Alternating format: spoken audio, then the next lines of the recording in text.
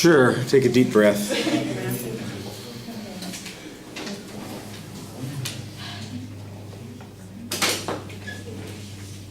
My name is Rachel Rihanna, and I'm responding to Selma Guerrero's claim, which was that energy drinks have many beneficial effects for consumers.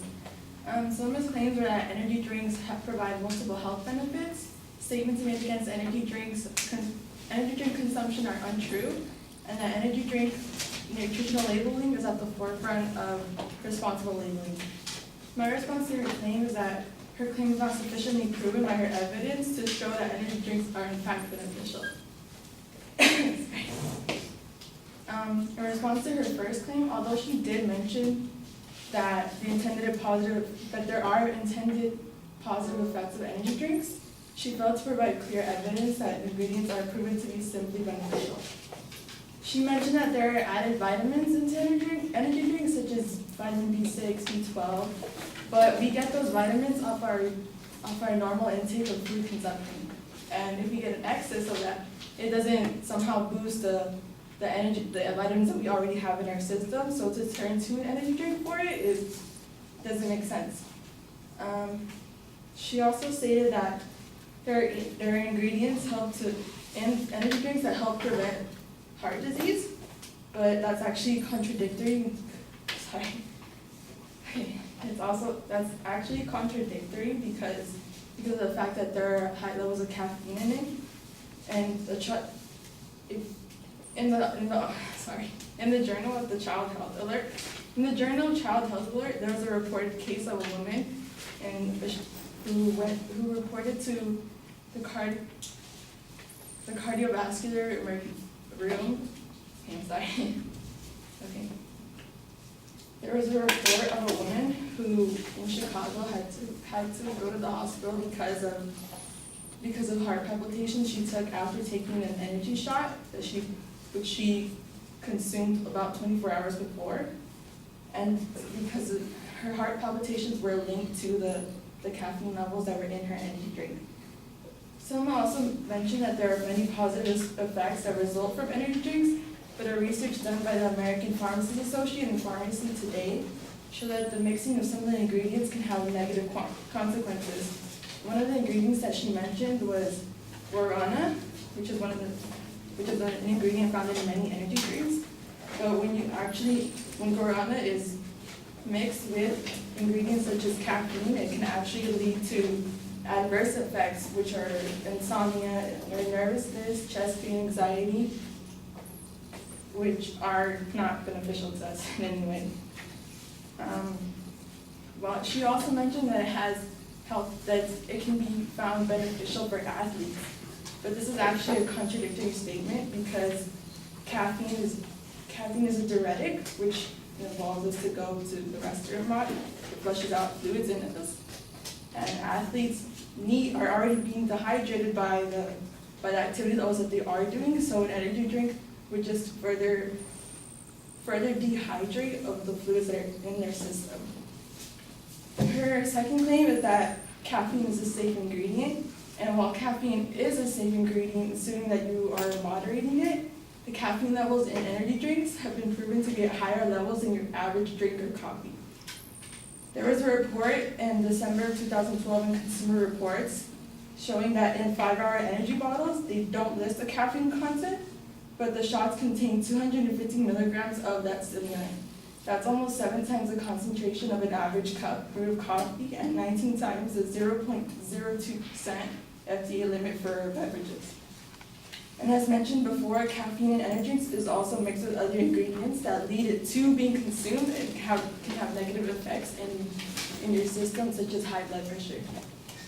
The last claim that energy drinks are at the forefront of labeling what's in their ingredients doesn't actually in fact prove that they're beneficial to you. Drinks such as Mountain Dew and Coca-Cola show on the back of their label that they have caffeine in them, but just because it's shown that their contents are right on the back of the bottle does not prove that they're beneficial. In fact, if you see the back of the bottle and you see that the amount of caffeine is in it, actually shows you that the amount of caffeine in the bottle is unsafe to your body. So in conclusion, the claim that energy drinks have many beneficial effects for the consumers wasn't sufficiently proven with evidence to show that they are, in fact, beneficial to us.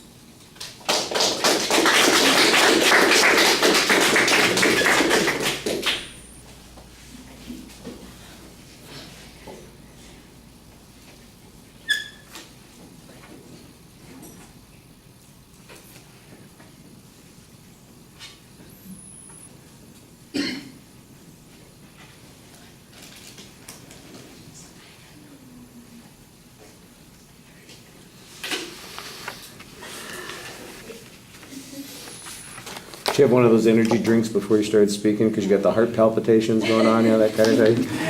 Yeah, sorry about that. I probably should have let you go second or third. You know, it's because you're rushing in here at the end. I apologize. That probably didn't help your anxiety level at all. But you did a nice job. Look, you previewed the argument pretty clearly. You laid out what the secondary issues are, so we know where you're headed. You signpost the points as you get to them. You have a general counterclaim that says that the advocate's information is insufficient to prove those points. I think that's good. When you talk about added vitamins, for instance, you say there's no benefit from having the added vitamins. I generally am inclined to believe that's true, but it's your assertion. So I think that you need some information that suggests either we just, expel those added vitamins or they get wasted or something like that. There's got to be some data on that sort of thing. There's no point in taking 30,000 milligrams of vitamin C if you excrete it almost immediately, and the idea that you get extra vitamins and this sorts of thing. And you said people get most of their vitamins from normal nutrition. That's a presupposition also, and I think that one of the arguments that people who suggest that you consume energy drinks is that people who use these drinks often don't get the kind of nutrition that they ought to have, and that's why they have to supplement, because they don't have those sorts of things. So I think you've got a good argument here, but you haven't given it a complete context, and you need a little bit more evidence on those points. I did like the example, though, of the negative effects that it could have, and you mentioned the heart palpitation as an illustration. You got an example there, and you had a hard time getting through it because you were having the heart palpitations at the time. But it was explained, and then the guarana and the caffeine thing, you kind of explained that it really increases these negative effects, and there's no source on that. And again, I'm sure that you have some information that talks about insomnia and anxiety and those sorts of things, but it's not being cited in your argument, and you want to make sure that you cite it in the oral argument. You might have it in your outline, for instance, but nobody else is seeing the outline except me. This is the audience that's listening to your argument. That's why you want to make sure that you cite it in the presentation. I like the idea about the athletes. It would be kind of counterintuitive because it's a diuretic, and I thought that you explained that pretty well. And then the safety issue, we come back to the amount of caffeine that's going on here. You did have a source for your statistic that suggested that these energy drinks often have 7 times the caffeine levels that you have in coffee, and that could lead to some of those problems that we were talking about.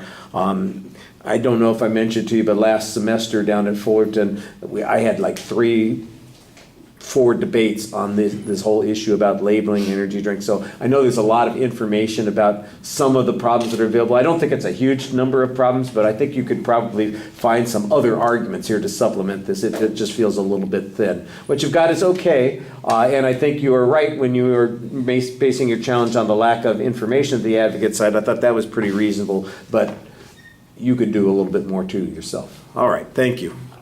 I went a little long.